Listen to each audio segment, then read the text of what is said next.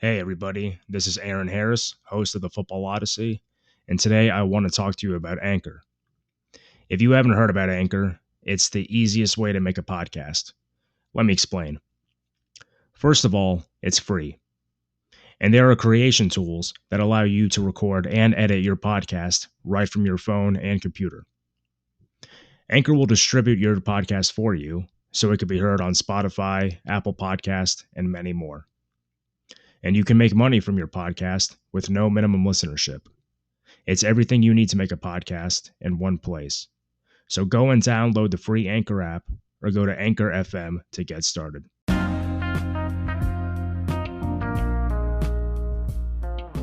You are listening to the Football Odyssey. This is your host, Aaron Harris, and today I'm glad to have you all join me to hear a conversation with Bob Cowser Jr., an English professor at St. Lawrence University and the author of 3 books, including the one we'll be discussing today, Dream Season. A professor joins America's oldest semi-pro football team. Published in 2004, Bob's book is a memoir of his experiences within the world of semi-professional football as a player for the Watertown Red and Black during the 2001 Empire Football League season. The book is full of interesting information that interweaves Bob's experiences with tidbits of history regarding the oldest semi-pro gridiron outfit in the U.S., along with Bob's personal history within football and his observations of the game itself. For those of you who love football books as much as I do, trust me when I say that this is a hidden gem that you want to get your hands on. I have a link to the book in the description, and as always, if you like the show and this episode, subscribe, share, leave a review, and follow us on social media. With all that said, here is my conversation with Bob Cowser Jr. All right, Bob Cowser, thank you for taking the time to join us tonight. How are you?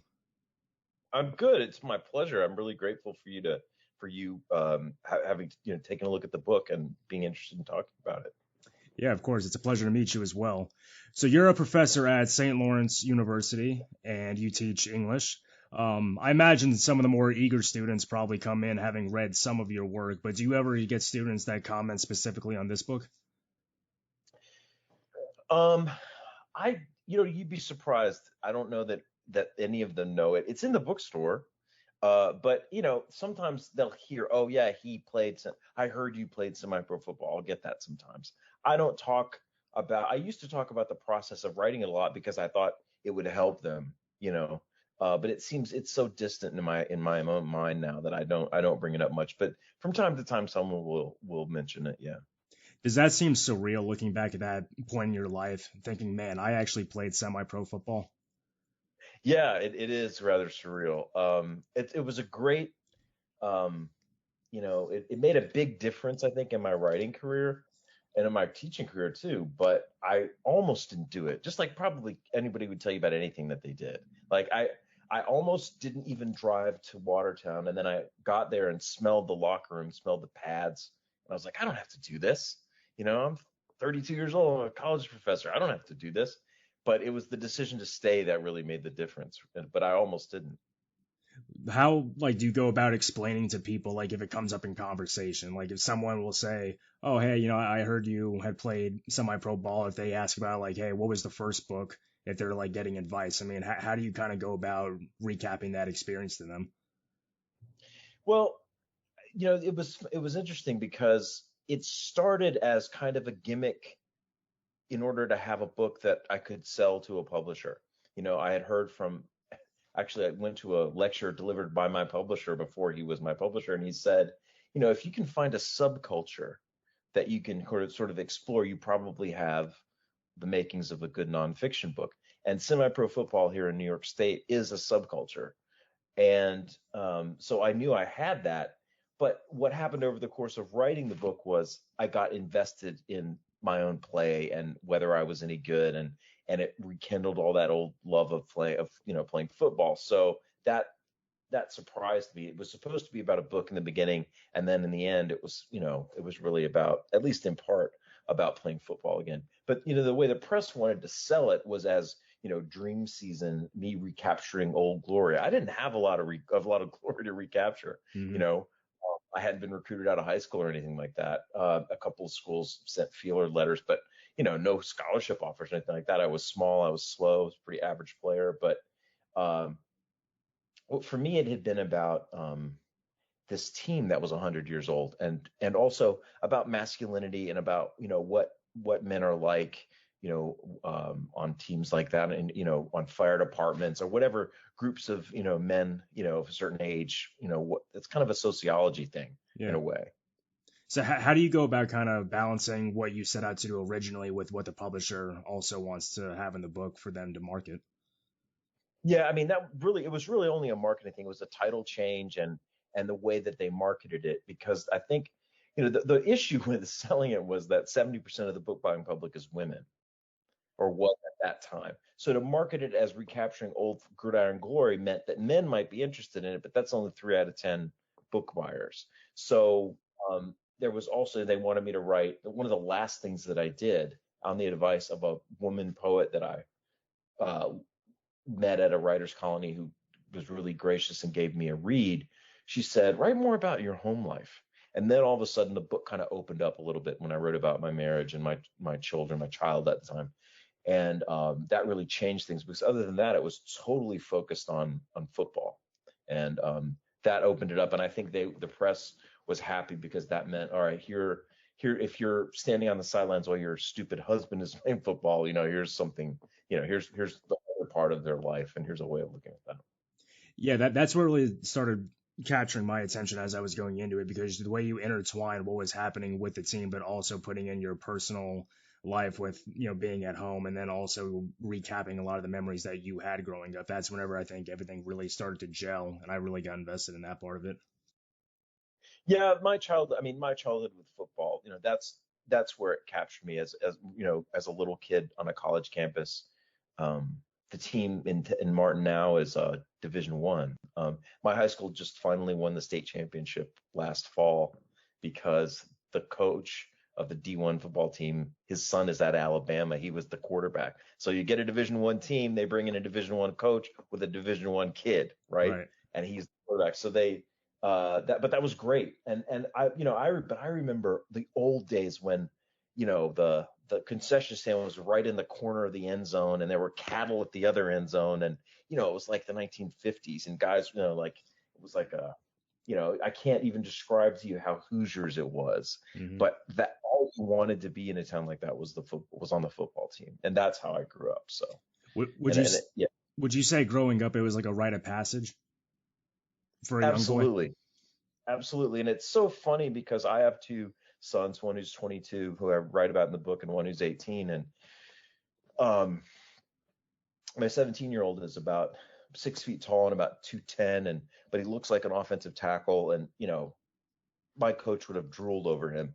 But it just isn't the thing for them. There's so many other ways that they can spend their time. And I don't think, because this is a small town that I live in, but I just don't think that it is the singular rite of passage that it was when I was growing up.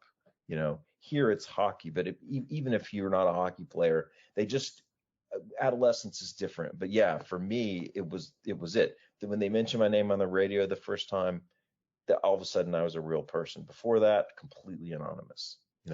Yeah, So. it definitely kind of creates like those formative moments in your young life, right? Like whenever you get the attention of your peers for your play, or even just that first time you get hit and have to stand up for yourself against someone on the team who wants to screw with you. You kind of feel like those cultivate those moments into being the man you are. Right, and you wouldn't think that they'd be repeated in semi-pro football, but as you know from reading the book, they happened all over again. Right. You have to yourself. Somebody tries to, sort of like, somebody decides they don't like you and they're gonna expunge you from the roster, and just like in high school. Did like those whenever those happened in the moment, did you immediately think back to like your early days of like high school or like little league and think about times when those happened? Like, man, this is deja vu.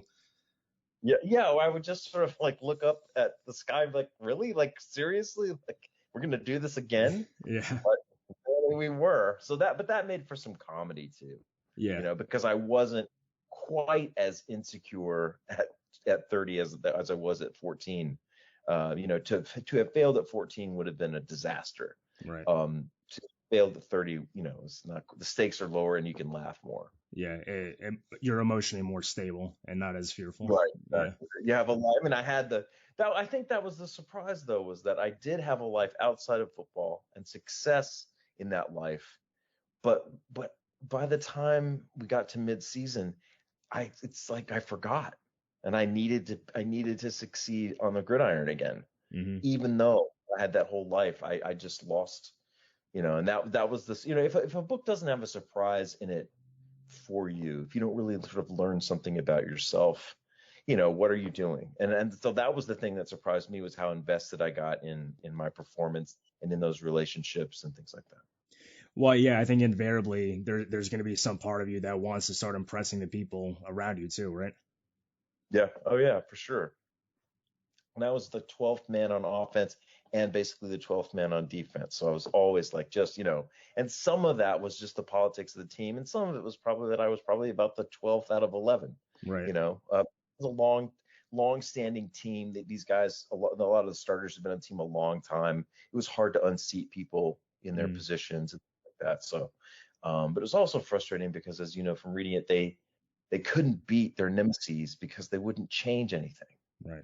They didn't do things like watch film or, like game plan, or it was like pickup. They just showed up and Yeah. dug their heels in, played as tough as they could, like a bar fight. Right. So Reading the book, it seems to me that you have like a very academic viewpoint of the game because you bring up a lot of scholars in the book who have written essays, and you mentioned fictional authors like Don DeLillo and Endzone. When do you think that this part of the game, the real intellectual side, kind of kicked in for you? it's interesting. I don't know. I think when I was writing the book, there's an old saw that the quality of the writing about a sport is equivalent to the size of the ball used to play it, which Mm, would mean football that does not have a strong tradition of writing about it, but golf and baseball do.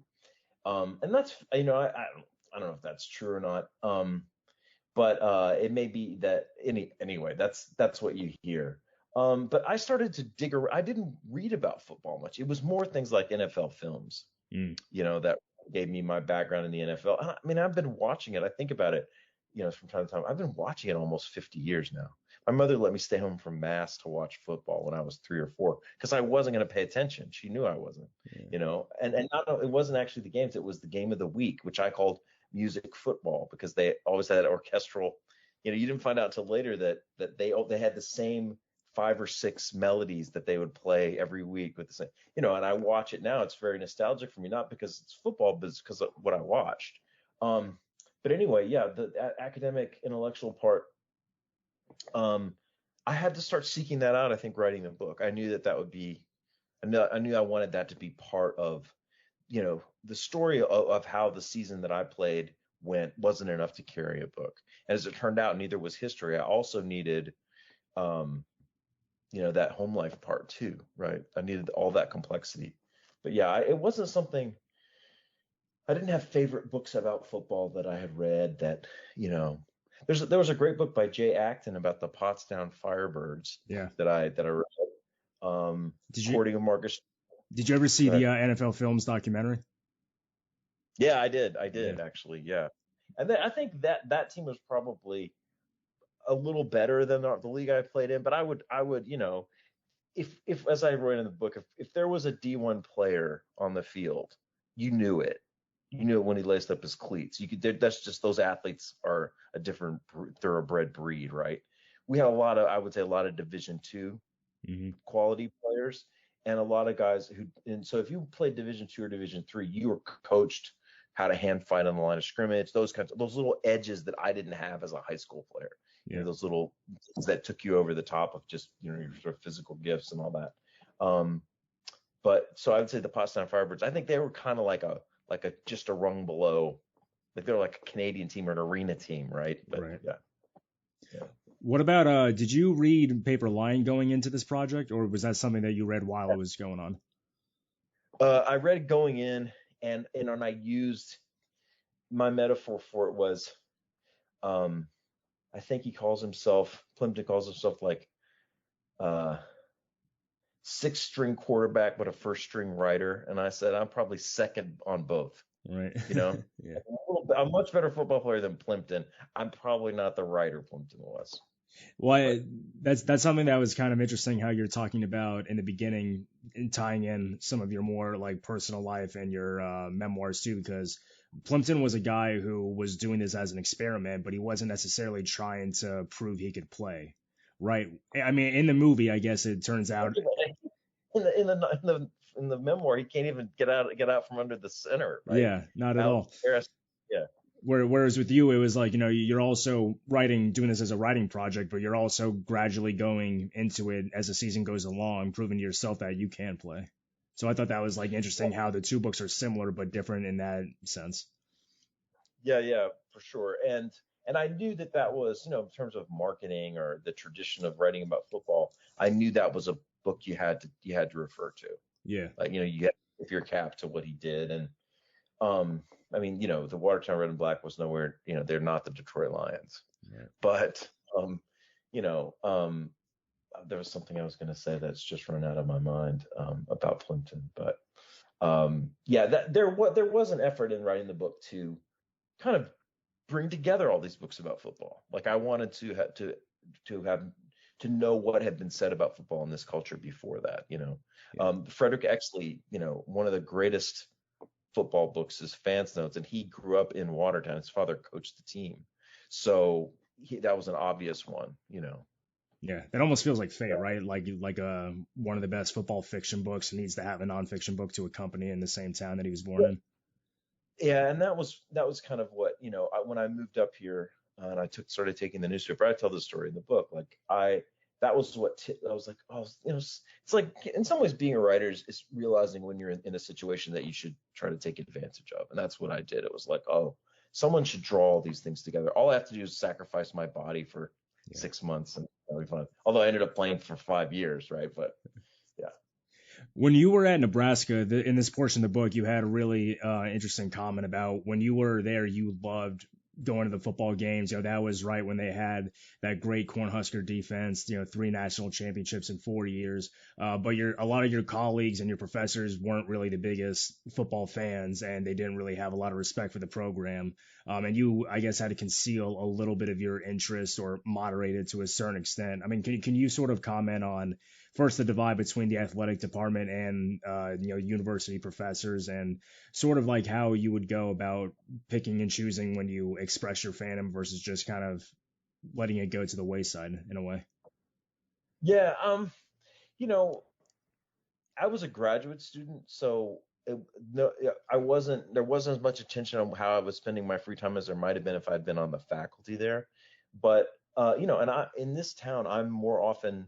I went to pick up my car the other day after I got tires rotated or whatever, and the guy's like, "So, are you still coaching at St. Lawrence?" The Mm. assumption people make when they see me because of my build is that I'm a coach and not an English professor. Uh, but my heart is, of course, in the English department and not on the football field. However, I had grown up a fan of the Huskers, like in Tennessee, from like the time of the scoring explosion in 1982 and 83. I've got the T-shirt upstairs that says "Real men go for two." I don't know if you remember the Miami game. Mm. So, I mean, it goes back that far. So the fact that my time there coincided with that great team, including their current coach, um, was amazing, and I loved it. So, but just the other day, for example, like the Deshaun Watson press conference, you know, the owners are standing on either side of him. He's like, you know, he said he maintains his innocence. They express their awareness of the sensitivity of the situation, and then everybody says, "Let's get back to what's really important, which is football." It's like so on the one hand, I'm going to watch every game this season. But on the other hand, I'm also aware of how out of control our obsession with these games can get. You know what I mean? Yeah. They don't even think about saying, let's get to the whole building's really excited that we can finally move on to what's important. And I know you didn't ask about that, but that's kind of like what was going on in Nebraska. If you remember, there was a big Lawrence Phillips scandal there. He's now dead. But he assaulted his girlfriend on campus. Scott Frost was involved in that too, and he was suspended. There was a big, I think it would have been a bigger deal now. But there was a lot of opposition to his being reinstated at the end of the season. But Osborne said he thought it was in the player's best interest to play in the game, et cetera, et cetera. He got umpteen second chances because he was so talented. And it's just like Watson. It's like he has to pay $5 million in fines, so he only has $225 million left. Right. Yeah. It's crazy. So it's difficult for me, and I wanted to write. I guess I didn't write as much about that as I probably would now. I can't imagine having been at Penn State after Sandusky. Sure. But I knew people. I had a colleague who was a Penn State graduate student before he came to St. Lawrence, and a huge fan, would drive down to a lot of home games. I think, it was difficult, and I didn't make a big issue of it because that whole egghead meathead thing that I write about in the book is real. Mm-hmm. People are not really ready for you to be both. They assume that it's actually impossible to both enjoy that sport, playing it and watching it, and be a critical thinker who, has the right attitude about X, Y, and Z, right? And I hope that, I am that person but it does mean when I see a press conference like that, you're like, you have to think about it. Like, what is going on here exactly? Like, on the one hand, they're infantilizing him.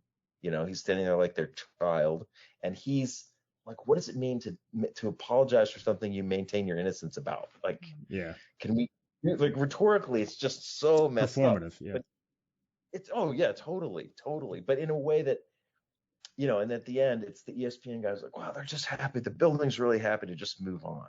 Yeah. Why? I don't want to use any of this, Aaron, but No, this is all relevant because and kind of going off the point about not being able to be both. I think a lot of it too is I think if people took time and really kind of dived into what makes the game unique, you find it's almost going to be as complex as chess, right? Like there's just so many variables, so many moves a person can make, and you think that would appeal to a critical thinker, right? But I think sometimes the whole culture around hardest hits, or saying like those biggest ESPN highlights, and the violence of it kind of overtakes the intellectual side of it, right? And I enjoy the physicality part of it. I just wish sometimes the intellect part of it would also be as marketed just as much. Well, and honestly, like, I'm one of those guys that hates to see Seattle learning how to rugby tackle. I'm like, Mm-hmm. I've lived abroad quite a bit in the last 10 years, and have made an effort several times to try to interest people who are rugby and soccer fans, football fans, to watch American football. And they're like, why do these guys all wear skateboard pads? Why don't they play like real men? Or why all these stoppages? And you have to explain that with the amount of strategy between every single play in the NFL, you need 15 seconds to platoon players in and out. It's if you don't know, that's the knock that it gets. But the other thing about Europe that's interesting, and universities, which is back to your original question, is they don't have soccer teams. Colleges there are for college. Mm. And there's a part of me as a professor that is really grateful for that when I taught in Denmark, that you aren't competing for students' attention with 100,000 people in a football stadium on Saturday, or fraternities, or any of the other distractions that are part of American academic life. University life. It's just universities are for university, right? And we just have such a different system, and we didn't know anything else, or I didn't at that point. So now I think that travel's great because you learn things like that, and you learn what they think about our football. And I always tell them, look, if a guy makes an arrow out of his body with a plastic helmet like that and comes in the side of your head, there's nothing in rugby that's like that. I can tell you. Yeah. And then my friends here tell me hockey is actually rougher than football because they played semi-pro football and semi-pro hockey. And with the boards and everything, they would all argue that the harder hits are hockey. So yeah. But I'm with you. I love watching. I love breaking a game down. I love Andy Reid. I love how do you get people open when everybody on the field is a world-class track star. Yeah. How does anybody get open? You know what I mean? And I love thinking about that. Yeah, well, that's a great part about YouTube. Like we were talking before the interview started, it's like now you have so many different guys who can just break down film on Yep. really any position, right? Like before you would have playbook shows that would do maybe like, 3 segments and they were like 5 minutes. Now you could have a 20-minute YouTube video of just, one player and what he does to perfect his craft or what he's doing in the overall scheme of the offense or defense. How slow does the old game look now, right? The 70s, like how slow did most of those guys look, right? I mean, or, like I watched more part of that Vikings. It was the YouTube billed it as the last 5 minutes of Roger Staubach's Hail Mary game. Mm. And there's just like people are so much faster and fitter now.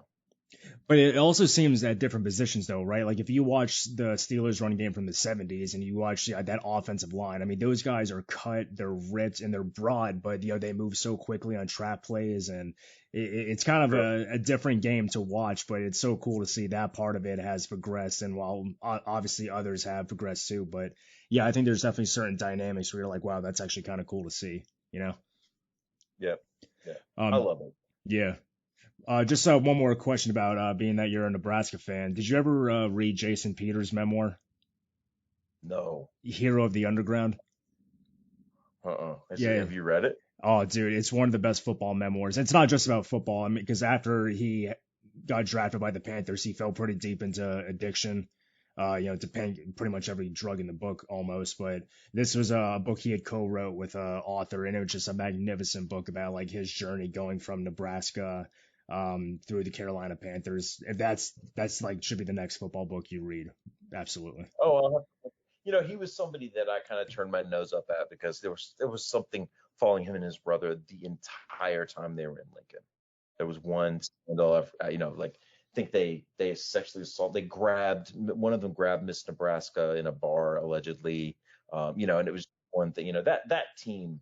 It was funny because when you win the national championship, the very next year, all the TV trucks pull up outside the stadium, and then all the scandals emerge. The next year at Florida State, one was the year before that at Florida State, it was the same thing. All the cheating, anybody who runs afoul of the law, like there's just extra scrutiny. So when I was there, as great as the team was, there was the not Calvin Muhammad, maybe that was his name, an LA kid who got shot in the offseason and played the whole season with a bullet in his spine. And there were the Peters brothers, and there was Paul, and there was, yeah, it was a lot. It was a lot. And that, again, that like worked against your ability to enjoy, Yeah, I a can see it. pastime. But Um, I went to the game. Of course I did, every game. yeah, Raven it. Yeah. Traveled. As far as the book, so first, can you just let the audience know a little bit about Watertown and the Red and Black and sort of what the Empire Football League or actually is, and sort of kind of set the stage for what you were going into? Yeah, they won the championship last year. Watertown is a town of about 60,000 people, and it is situated about an hour north of Syracuse, in a region called the Thousand Islands. It's always been a very rough and tumble place. It's home to Fort Drum, which is now I think the largest domestic military installation, home of the 10th Mountain Division, which has been really instrumental in the conflict in Afghanistan. So a lot of the guys on the football team was founded in 1895 and has been playing continuously since then. In more recent decades, it's largely been populated. The roster's been filled by guys from that fort, and I thought it was the reason that we could compete against the other larger cities in the league. We played teams from Scranton and Montreal and Syracuse, larger population centers, but because they had this group of young men that were imported to be at the base, we could draw on that group. And there were a lot of great athletes from Texas and Florida, California on that team that I played on. And but Watertown is a working class town. There's not a university there or anything. There's a lot of and in recent years, I think it's been the corrections industry that has been the primary or one of the major employers. As American manufacturing has dwindled down, corrections has gone up. So a lot of the guys that I played with, the ones that weren't in the Army, were actually corrections officers. Gotcha. One of the interesting parts when you were talking about the book was the divide between you and everybody else. Not only in terms of you being the new guy, but you're talking about everybody has a working class background, and here you come from a university. Did you feel like not an imposter, but did you have like that imposter syndrome per se? And like, how do you go about trying to overcome that and showing them that I'm doing this not just as a project, but because this is something I also want to do too, and believing that you could hold your own in this world? Yeah, I mean, St. Lawrence is a small liberal arts college. It's Tony. It draws students from suburban Boston and New York City, and so it has a reputation among the people who grew up here who don't go there. Mm-hmm. I wasn't the only college educated guy on the team, but it may have been half of us, and so there were assumptions made about me, some of which were fair. And they called me Professor. That was my nickname, right? Good nickname. Yeah.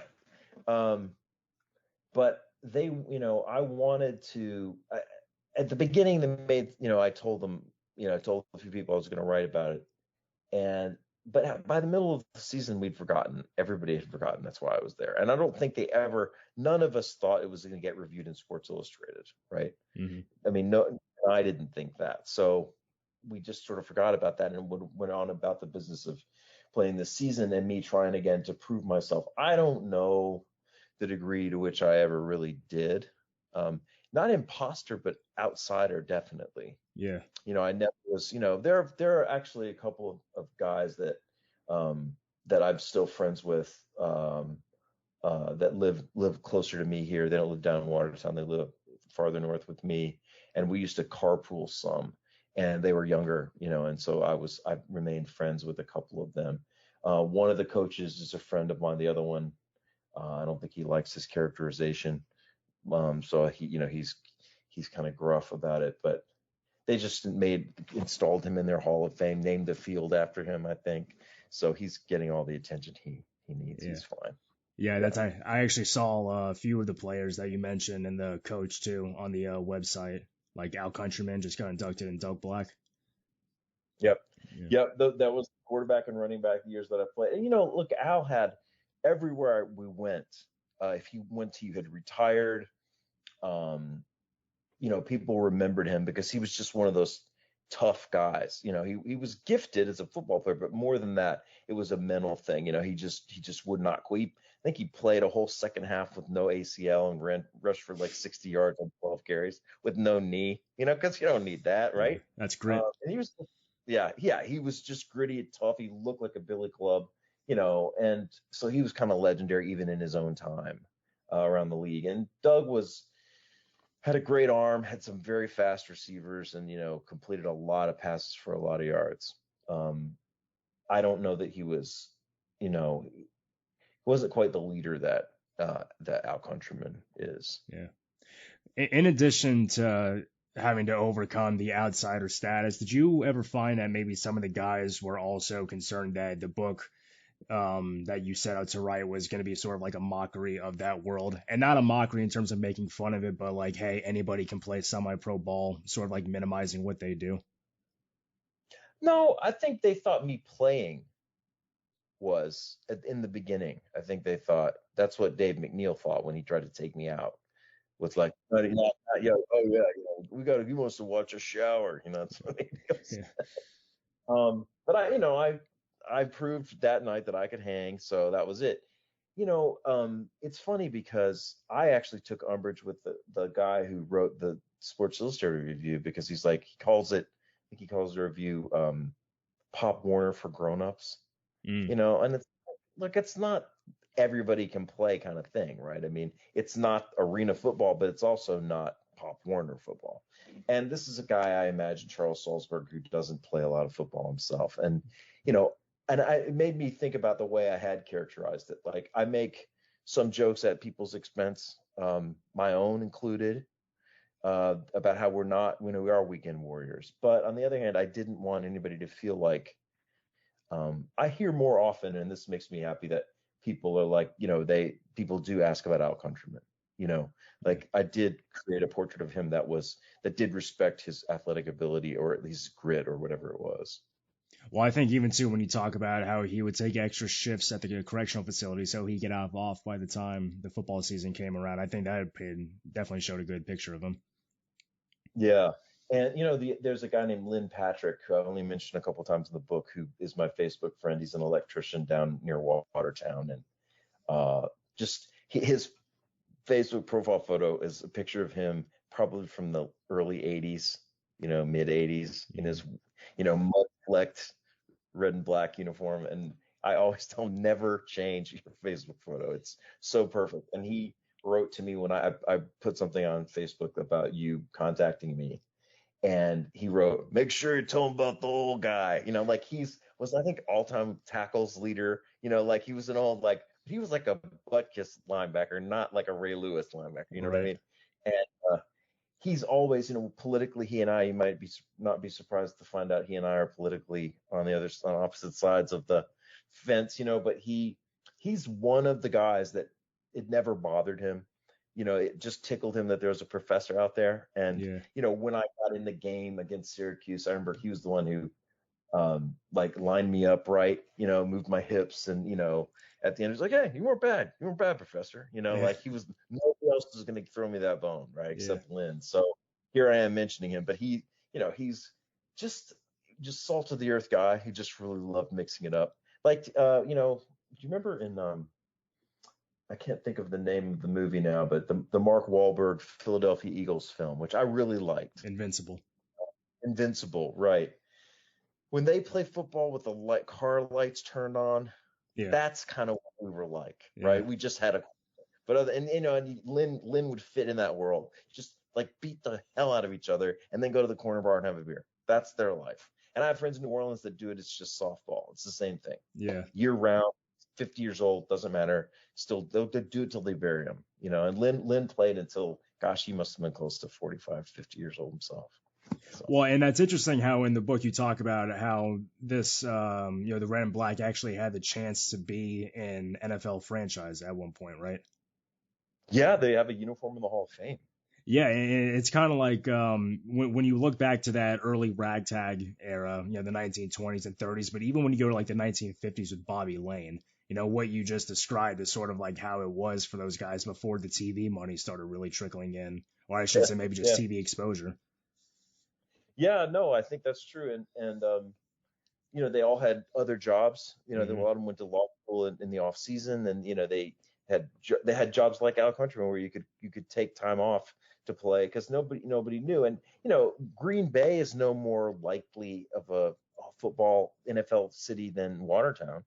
I don't know how many people live there now, but if they didn't have an NFL franchise, it would probably be very similar profile to Watertown. So who knows why that's the place where the team grew up. But yeah, that era, there's just something about there's some mystique, and I sense that maybe reading the news articles. Like the team now they won the championship, but they don't have the mystique that particular group of guys that are all in the Hall of Fame had. And when Al's knee, he couldn't carry the ball anymore after the torn ACL, so they made him safety, and he just patrolled and just took people's heads off. And so a couple years after I changed teams, they won the title, first time since the 80s. And he was playing free safety the night they won it and had like 12 tackles. And, Nice. He was like a laser guided missile. He just loved football. Right. Yeah. And after the year with the Red and Black, you played for the new team that had formed not too far away, the Thunderbirds? No, Trailblazers. St. Lawrence Valley Trailblazers. Yeah, we were, as I write in the book, we were the worst team defensively in the history of semi-pro football. Yeah, we gave up more points and yards and I played linebacker. So, we were an expansion team, so to speak. So we played like one.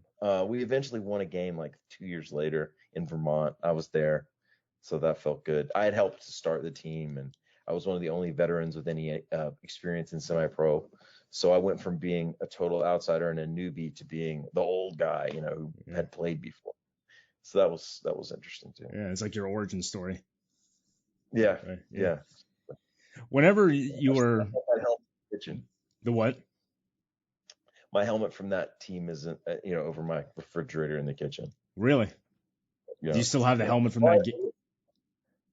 I have a red and black helmet too. Yeah, they gave me an older, heavier helmet. I don't like. It's not as pretty, so I don't have that. But Whenever you were like observing players and playing with them, talking with them, did you kind of get the sense a lot of them too wanted to play to hold on to that childhood fascination with the game? Did you find that some of them were just playing as a stress relief or just because they were passionate? Like overall, why do you think what drew people to playing semi-pro football? it's interesting. They like Monday night. They would talk more about Monday Night Raw and wrestling than they were talking about the NFL. It was funny. So I don't think they watched NFL films. I think a lot of them they were good athletes. They were good football players. They enjoyed the competition. They enjoyed the opportunity to try to beat Syracuse. They enjoyed, Albany had a good team. Glens Falls had a good team, and I think they liked the competition. Um, it's no fun when you're not competitive. That's what I found on the next team. Even if I played every down, which I usually had to, offense, defense, and special teams, we weren't competitive, and that was no fun. But when you're in every game you play, and there are, a couple hundred people, 1,000 people watching you, and under the lights, that's fun. And I think that was what it was. And a Yeah. lot of them had, a lot of the offensive linemen, like one side of the line, three guys maybe had played high school together too. Mm. So they were, they knew the line calls, by heart. They knew or instinctively what the other was going to do and stuff like that. And yeah, so I think it was camaraderie, competition, and just loving football. There's nothing like football. There really isn't another sport that I wrote about that some too. It's not like tennis. Yeah. Well, that's also kind of like something that can make you a person wonder, right? Like of all the sports a person's going to take up later on in life, football. And you mentioned you had young guys on the team too, but football seems one of the ones that could be the most punishing, but in some regards the most rewarding too, because I did jujitsu for a while, and that's physical, but it's not as bruising as you might think, because you're not getting hit in the head and you're not launching your body at however many miles an hour. So you can get older people that come in and do this, but for something like this, you're putting your body through some strenuous pain for a pretty intricate and compelling game. Yeah, if you don't, I watched a lot of people come out, especially for the new team who'd never played football before, and we needed bodies, and friends would convince them, "Why don't you go try it?" And you watch them their first hitting drill, and they didn't like it. Yeah. And you have to really, our problem was we didn't have enough guys who did like the contact. Yeah. Because when you play pro football, when you play middle linebacker like I did, you get hit 5 times and then they snap the ball. It's just so much. It's like wading through contact to get to the football. So you have to, it just becomes, like air, other flying at you. And some people just never get used to that. They never get to a place where they enjoy it. That's why I feel when I watch MMA, like I can't imagine standing toe to toe with someone and just trading blows like that. Oh, yeah. At a certain point, I would be like, oh wow, my face. No. Yeah, it takes a certain psychology to be able to go into a ring that you can't run out of and have to beat the shit out of another person to win. Watch as soon as somebody. I mean, I don't even, much less my own pain. I wouldn't really relish blooding someone else's face. No. That would. I was as a kid on the school grounds. As soon as I realized I'd actually hurt someone, I started to apologize. Yeah. Well, it's even crazy. Have you heard of the A7FL? It's a league that started last year where it's a 7-on-7 league, I want to say, and it's full contact without pads. Yeah, and that's like the Vince movie, yeah. Yeah, exactly. And it's like, I mean, that just seems like I guess there's some safeguards in place where don't go head to head, but certain things are unavoidable. Body, that's what I tell the rugby players that I talk to is like, your body won't let you go head to head, but the place you get with a helmet on and a full face mask is, a lot of people say if you take the face mask off the football helmets, guys will stop hitting the way that they hit. But once you realize what it feels like to use your face, and you have this sense of invincibility, you launch yourself in a way that you won't if you're not wearing a helmet. Yeah, I always think it's worth the guy gets his helmet knocked off and he keeps running. You know, like Yeah, you see that sometimes. don't you miss that though? I mean, like Yeah. the most notable example, I guess, is like Jason Witten on that. I guess it was a Sunday night game against the Eagles. That was like the epitome of that sort of play. But One of the worst plays I ever saw was when he got hit in the face against the Colts, I guess, when Parcells was coaching, and he crawls off the field. He's got a broken jaw, like it's hanging off, and mm, he's like crawling to the sideline. That's one of my least favorite NFL moments. He was tough, no doubt about it. He was tough as nails. yeah, there's also another good NFL moment where it was in the 80s. I remember he was part of the New York Sack Exchange defensive line for the Jets. And I think it was a fight, I guess, between them and the Browns, I want to say, and he tried to swing the helmet, sort of like what Mason Rudolph got from was it Gastineau? Yeah, he just he tried to swing and then threw it. Gastineau got more. I've seen an NFL Films thing on this. Gastineau got more press because he was flasher and he dated Brigitte Nielsen, but Klecko was the real mainstay. Yeah, but I remember it was Gastineau as a helmet. Yeah. Yeah. Those are just wild men. So obviously you talked about your family being intertwined into the book. Did Jackson ever grow to love football as much as you?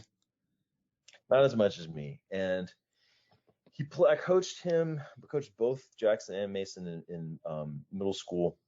Grade school. And Jackson played up until third grade or fourth grade, and then he switched to lacrosse. And right before his high school, he was a hitter, and so right before his high school senior season, he said, I don't know if he said something about it, and I said, look, I said to myself, as long as at the end of it he's not sorry he didn't play, I'm good with it. Mm-hmm. I love it enough for both of us.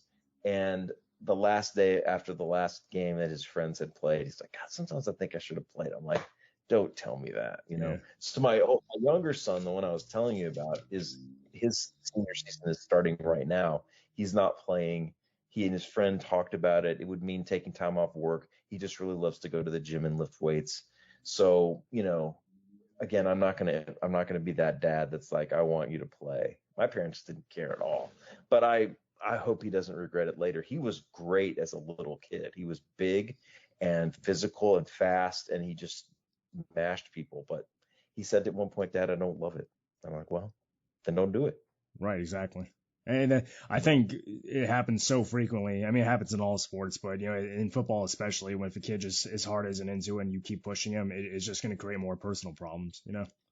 I hated playing against those kids and coaching them, because you just want to say to them, why are you here? You don't like this. Like, if you're counting back to see you have to hit in the Oklahoma drill and you're changing places so not have to hit somebody, right? Yeah. Then you should be on this team. Yeah. Bless your heart. Go do something else. I was lucky enough that I was physical enough that I would go against anybody. Mm-hmm. And sometimes it hurt. But, if you can't get to that place as a football player, it's probably not the game for you. And that's fine too. Yeah. So. Whenever you were playing, and I guess maybe this question should be contextualized around when you played as opposed to now, but do you think that like semi-pro football matters to the community in terms of having like some sort of public, identity or cohesiveness? And the reason why I kind of contextualize it around when you play is because I think like media now, we're able to watch so many games out of market and just have like such national brands that, you can lose sight of the localism of the game. Yeah, well, I think Watertown is one of the reasons that I wrote the book about Watertown and wouldn't have written it about Syracuse, for example, or Glens Falls or Albany, is that the Watertown Red and Black is much more woven into the fabric of the community's sense of itself than that. So I think it depends. In Watertown, it absolutely has a lot to do still with the community's identity. Mm-hmm. But in a bigger city, Syracuse has Syracuse basketball, and there's a team, and they're a better team often, but nobody comes to the games, So Watertown, they have a consistent fan base, and they're part of it. They know, what do you know about Watertown, New York? They have the oldest semi-pro football team. They literally, that's one of their calling cards. So I think it really depends. Yeah, I kind of wish I would have had a semi-pro team that I guess high school, is something that people are always drawn to if there's no college or football team. Although I kind of grew up about 45 minutes away from UF. but I was never a Gator fan though, so it just What never was really your mattered. was it Florida State?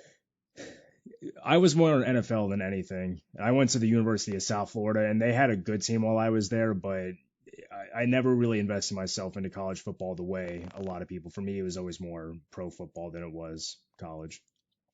I've gotten, as Nebraska has gotten steadily less competitive, I've found myself more invested in. It's hard because I can't root for another team. Right. I all of a sudden become an Oklahoma fan or whatever Alabama fan. So and I think NFL is marketed so well. True. It's really amazing. So it's fun to watch and follow it. And, it's a pastime.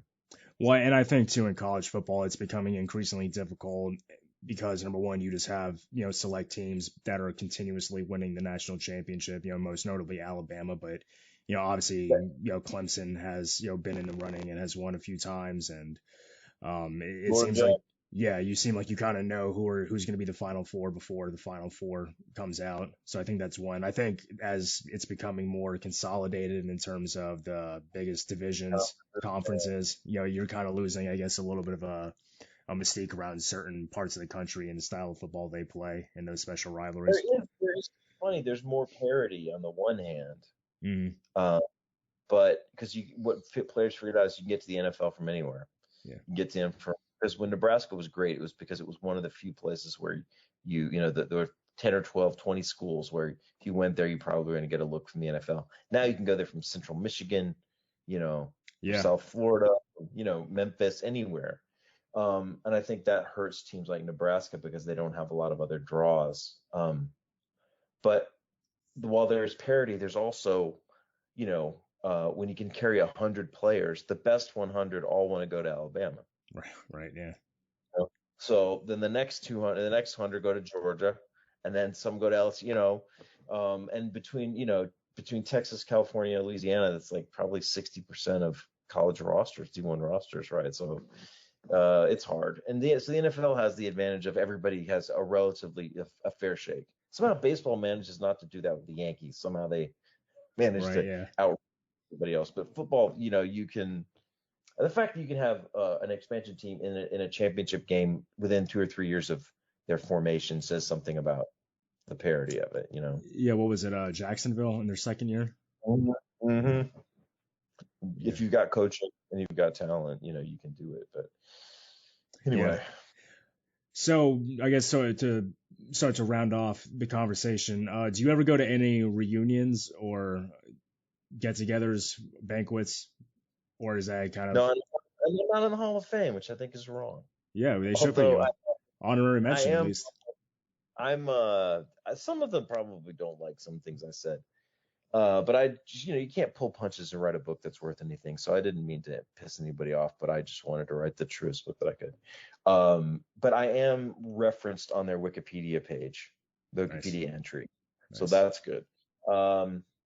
No, I haven't been back. Did I go back for a game? I was thinking about this summer, one summer night, like, oh, maybe I'll go down. So maybe I will. Maybe if they play in the playoffs again this year, I'll go down.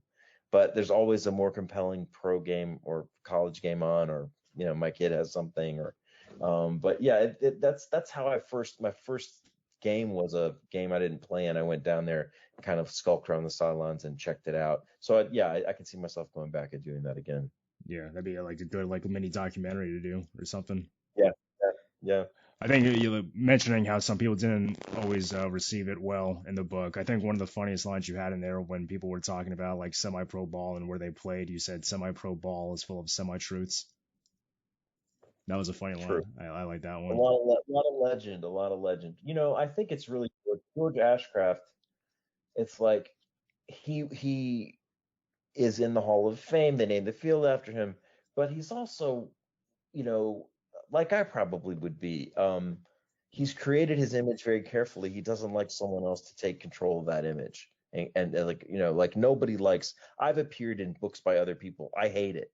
Mm-hmm. I want to be the writer. I want to craft my own image. So he's the only one. When it first came out and it was in the New York Times and Sports Illustrated and all over the local media, I was a little afraid to go to the mall in Watertown. I didn't know who I'd see, and I wasn't physically afraid, but I wanted to avoid any. I had such a good feeling about the book. I didn't want someone's To ruin it for you. bad energy to ruin it, right? So, and I, by and large, have managed.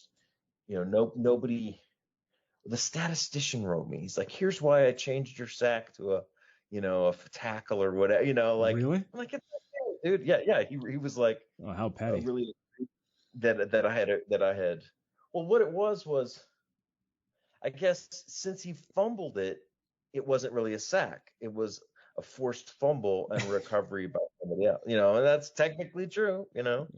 But I hardly ever. I mean, that was the year I hardly ever got on the field. Right. I just Right. wanted my Yeah. sack. Yeah. You cherish that. Yeah. Yeah. Yeah.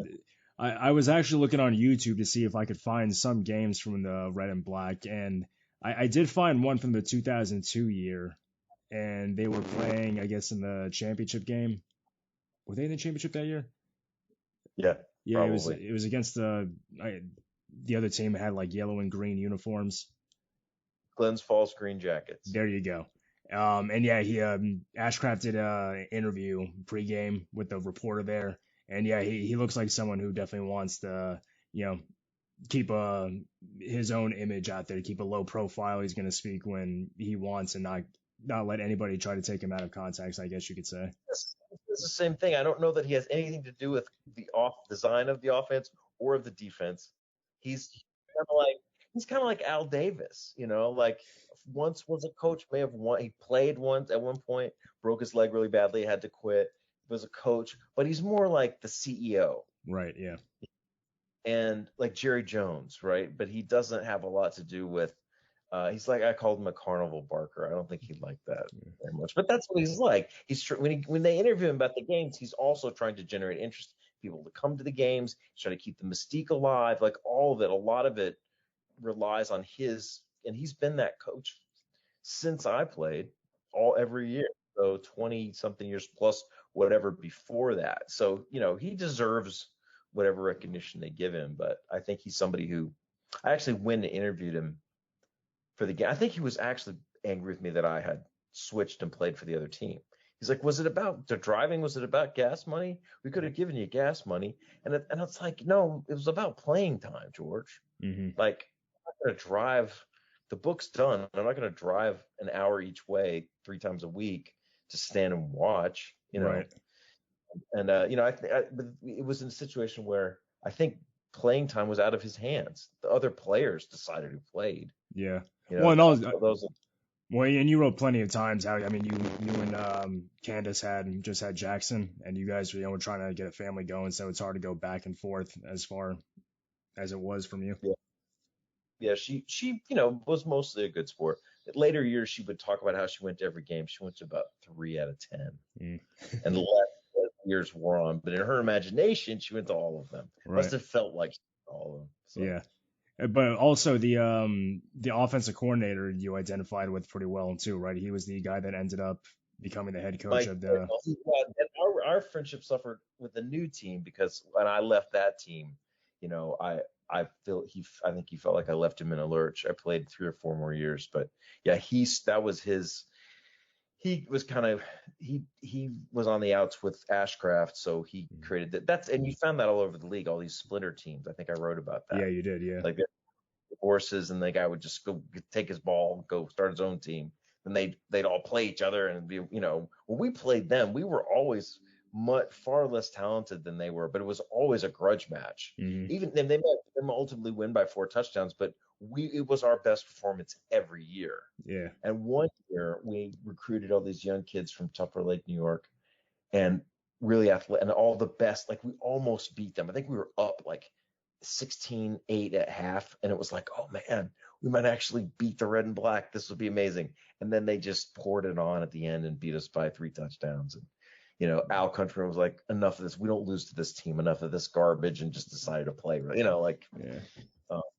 But I remember him saying that in our huddle against Montreal one time. They had never lost to Montreal, and he said, "We don't lose to Montreal." And I remember that.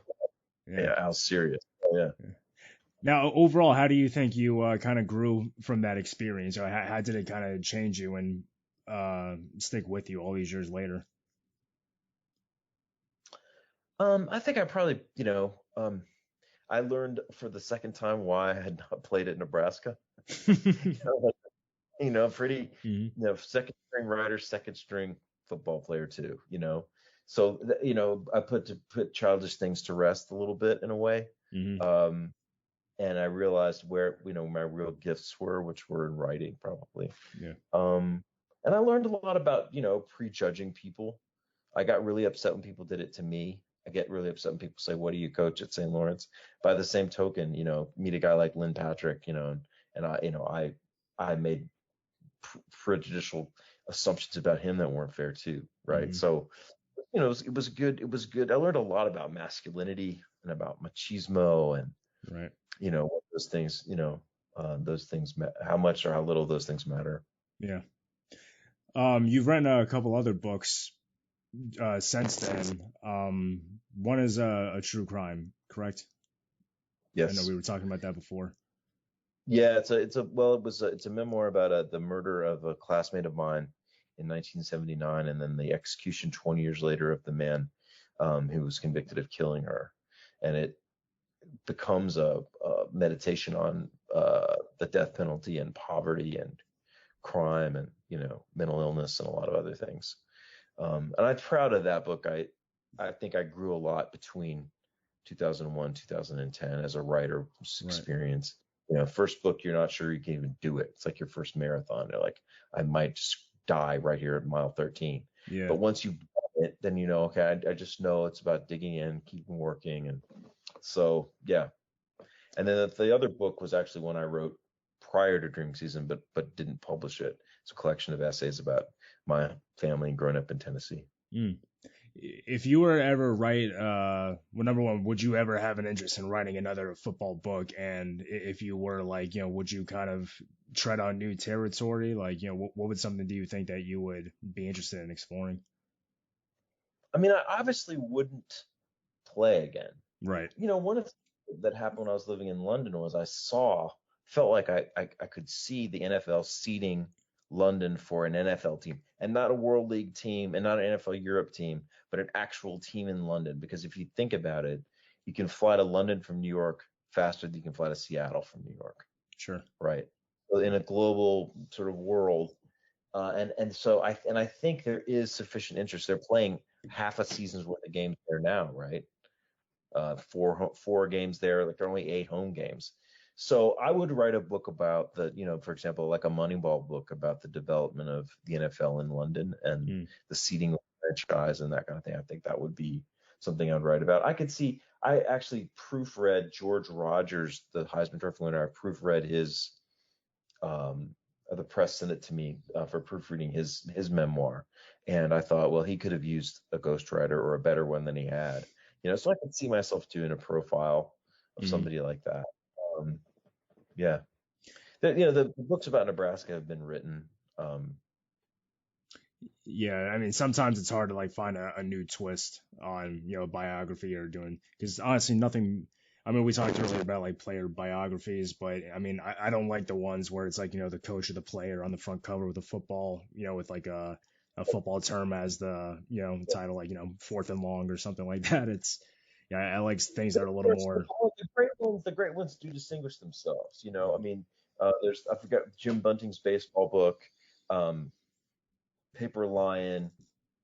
Well, I think Bill Bradley has a great basketball book. There are some that stand out, but it's usually the writing, and it's usually the fact that they're not only about somebody bought me and I haven't read. Um, there's a book called Manning versus Brady or Brady versus Manning, and a Okay. big time sports writer wrote it.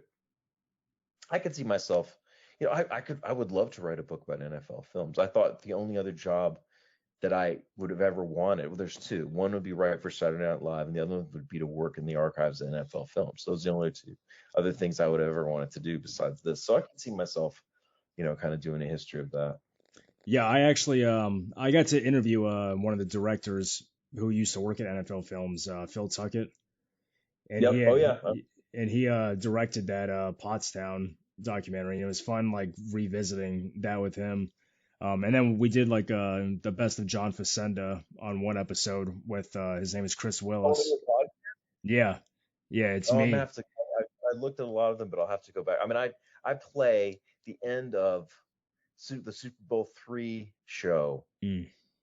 2 quarterbacks on a Sunday afternoon. Yeah. A new as a quarterback. Yeah. An old one. Oh, 2 champions. Yeah. An old one as a man. I play that for everybody after like all this. That's like it brings me to tears. Yeah. And then they that little piano melody and the footballs resting in the grass where it's fallen, and Unitas like walks off the field for the last time. You're like, oh God. Yeah. I mean that's poetry to me. Well, and I love like the more abstract ones they have, like the young, the old, and the bold, or try and catch the wind, like more thematic around like certain positions. And they all still. The autumn wind is a raider. Yeah. Oh, you can't get any better. Terrible poem. Him reading it is just perfect. Yeah. You know? Yeah, it's incredible. Well, do you have a place where people could still get the book? Like, would eBay or Amazon still be the best place to try to find it? Best place, yeah. Or Abe Books. I don't know if you know about Abe Books. I'm a huge fan. Yeah. Yeah, I got a lot of a house full of books, but a lot of the signed first editions that I have, I got from Abe. Yeah, definitely. Well, I'm gonna put a link so everybody can find the book. And like I told you, whenever I reached out, I think it's like really a hidden gem for football books, because I have like an entire bookshelf, and this was definitely one that like I'm gonna reread at a certain point. And I'm glad I definitely took the time. I definitely went through it within a couple of days. So I hope this was as fun for you as it was for me, Bob. And thanks again for coming on. Absolutely. Yeah, no, you can't imagine a book you wrote 20 years ago that that didn't sell out its first printing. Like the fact that people are still reading it, it's just that alone is really gratifying. So I'm grateful to you.